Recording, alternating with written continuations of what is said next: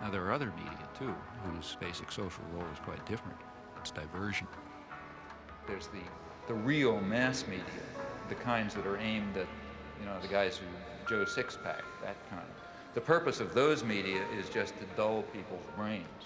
This is an oversimplification, but for the 80% or whatever they are, the main thing for them is to divert them, to get them to watch National Football League and to worry about, mother with child with 6 heads or whatever you pick up in the thing that you pick up on the supermarket stands and so on, or look at astrology or get involved in fundamentalist stuff or something, or just get them away, get them away from things that matter, and for that it's important to reduce their capacity to think.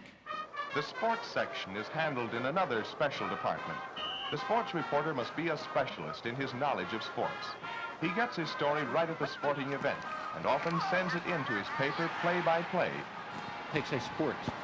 That's another crucial example of the indoctrination system, in my view.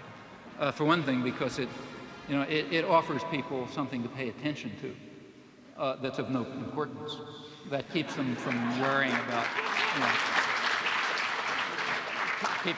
keeps them from worrying about things that matter to their lives that they might have some idea about doing something about.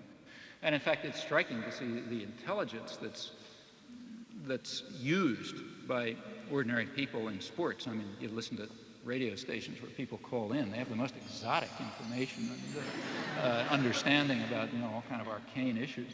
And the press undoubtedly does a lot with this. I remember in high school already, I was pretty old, I suddenly asked myself at one point, why do I care if my high school team wins the football game? I mean, I don't know anybody on the team, I mean, they have nothing to do with me. I mean, why am I cheering for my team? It doesn't make any sense, But the point is, it does make sense.